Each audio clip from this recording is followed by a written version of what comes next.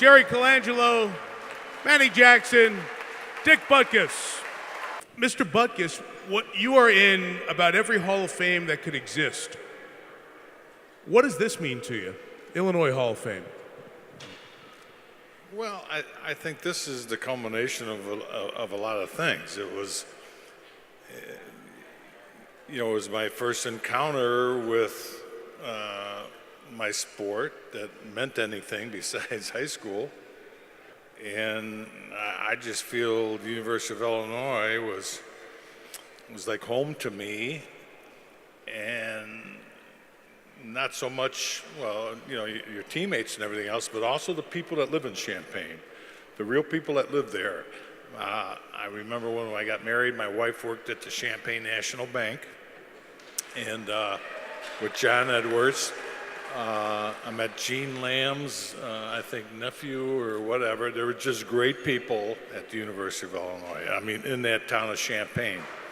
And I always thought maybe I'd end up there. But to go in, with the inaugural Hall of Fame class, it's quite an honor.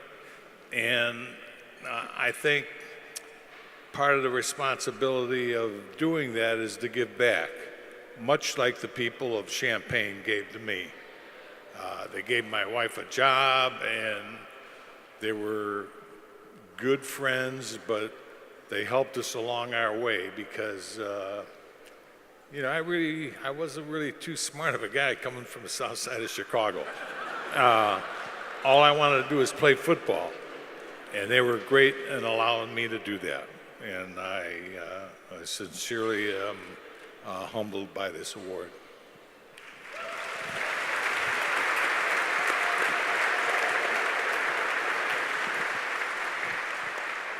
Dick, since you took us back to your first days on campus, Mannie and Jerry, I want you guys to share getting to know each other on campus and just what the times were like during those times, and how that bond and sports helped you guys start a 6-decade relationship here. Yeah, I should go first, huh? I should go first, huh? You should go. All right. I should tell you, Mike, the one friend I had when I showed up on the University of Illinois campus was a young man named Governor Vaughn. And I can't say enough about the impact that Gov had on my being here, first of all, and secondly, staying here, being able to make it. And I figured Gov was kind of like a brother or closer family. We walked on campus early on, and people looked at us like we were kind of novel, being basketball players and all, and we had been on TV in the state tournaments and all, and they kind of knew us as basketball players only. When we showed up in the Huff Gym, which goes back a long time, for the first time, we did what we do, we played basketball, and Gov and I would go our separate ways. But there was always a guy around us that didn't seem to see us as basketball players or sports figures, but he saw us as people. And today, as it was in those years, Jerry Colangelo.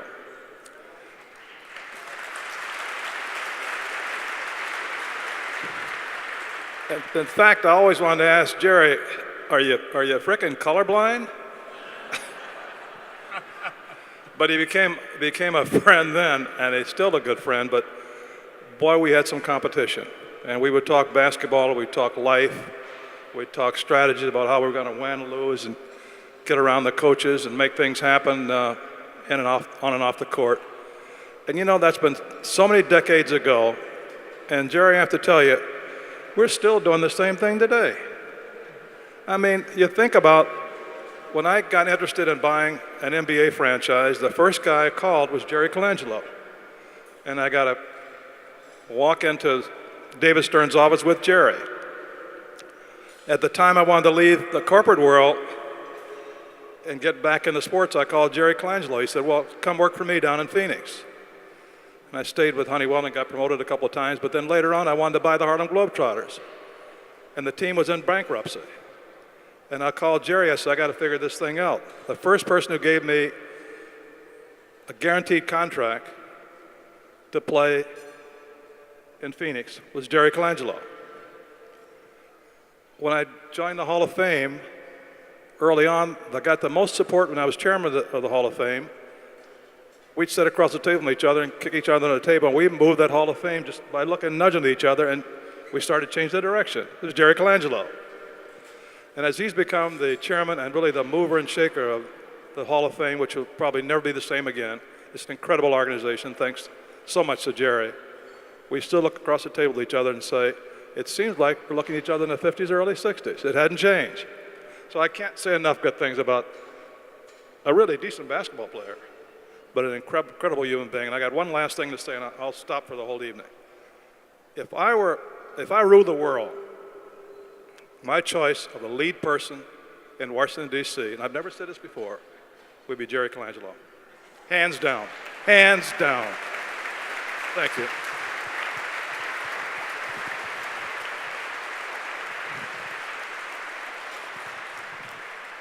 I'll proudly second that. So now, Jerry, that we've said everything about you, how perfect you are, just give us some dirt on Mannie. Give us something. No. I don't mean it that way. Just tell us about Mannie and the man you met and how you've watched him over the years. Well, I don't have any dirt. Let's start with that. And Mannie, I appreciate all the things you said, but as far as Washington, D.C., no shot. No shot. We'll send Butkus to D.C. What's that? We'll send Dick to D.C. Yeah, that'd be better. Yeah. That would be better. Not me either. So, no, Mike, I would just say this. You know, as I have heard all the things said tonight by all of the honorees, you know, it's about a passion that people have for their respective sport, for the university, for relationships, and that's what life is all about.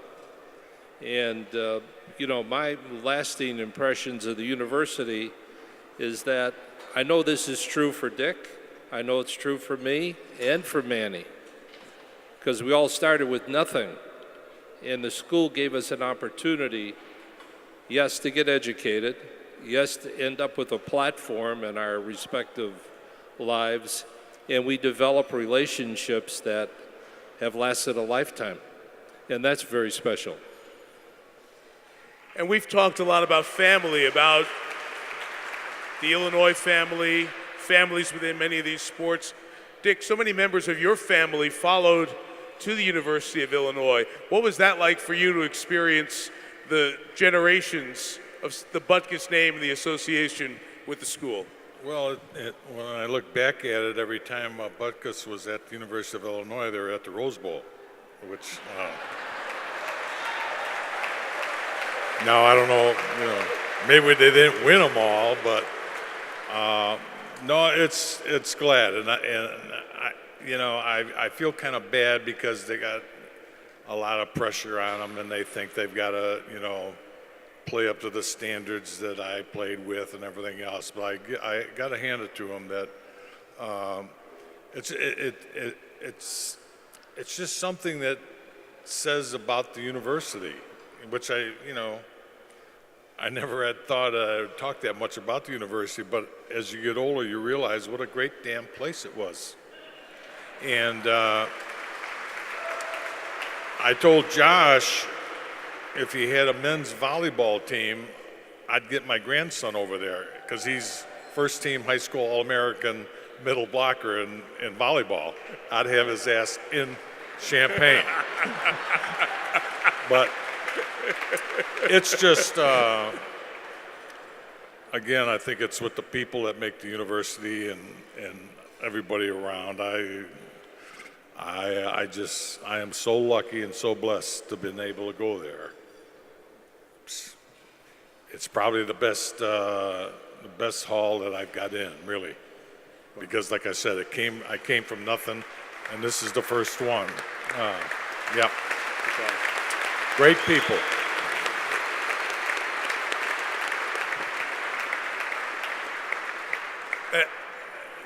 Just to wrap up with this, think of these gentlemen and think of life beyond Illinois and where it was a gateway to for them, as they mentioned, associated with three of the greatest brands in sports and having a significant impact on them.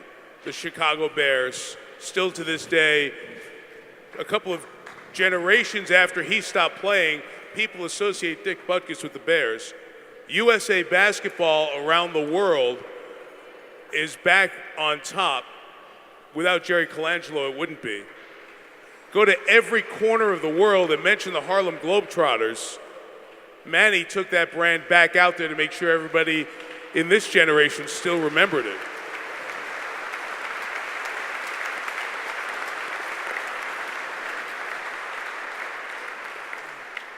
But what says the most about people is when from the heart and with their time and with their energy and with their passion, they lean back on that first brand that they were associated with. So I'd like you all to leave everyone here tonight with a sentence or two about the University of Illinois and about going forward from tonight to make tonight not just the first Hall of Fame class, but a night to energize the Illinois alums in Chicago, the fans all around this country, to get reconnected and push the Illinois brand forward. What does this night mean to all of you regarding Illinois and athletics in the future? Manny, you want to go first? Well, what it means to me is that, first of all, I wouldn't be where I am without the University of Illinois. The first time I told someone I went to Illinois, they said, "Where in Illinois?" And I said, "Illinois." And I said, "The University of Illinois," and my life changed. And I will tell you that we need to, I shouldn't say we need to, I am prepared to be a spokesperson out front and a band leader and cheerleader for the University of Illinois, and I think all of us should do that. Thank you.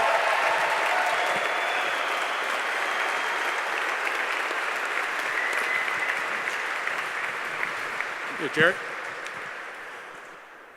You know, Manny said it as well as anyone could possibly do it, and that comes from his heart. I know him pretty well, and so I would echo his sentiments. I would also say this in the form of a challenge. Yes, this is a great event. Yes, this is a great way to start building equity in the university, because there's reason to do that.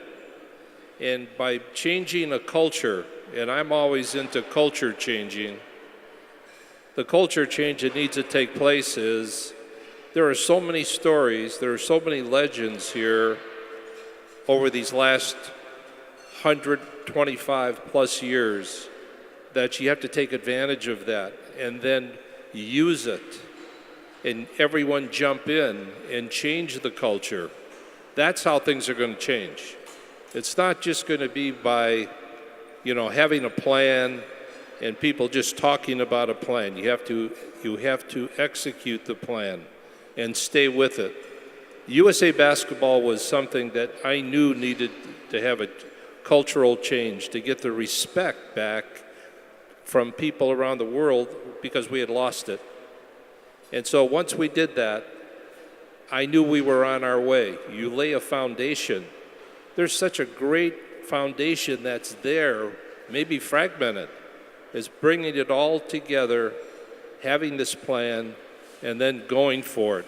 With all the resources this university has in the way of people who have become very successful, there's no reason in the world why it could not be number one in everything.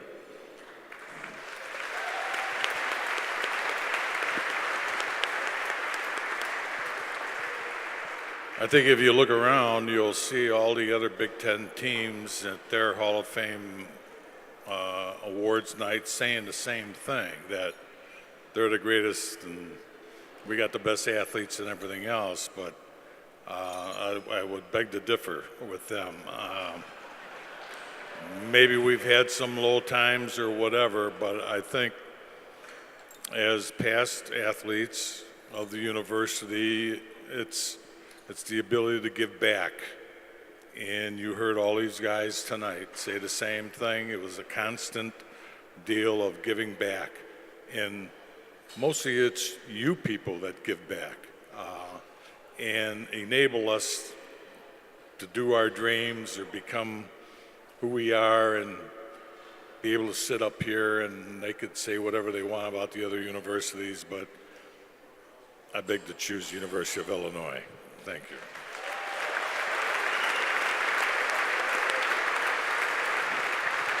Ladies and gentlemen, three of your all-time best: Dick Butkus, Jerry Colangelo, Mannie Jackson.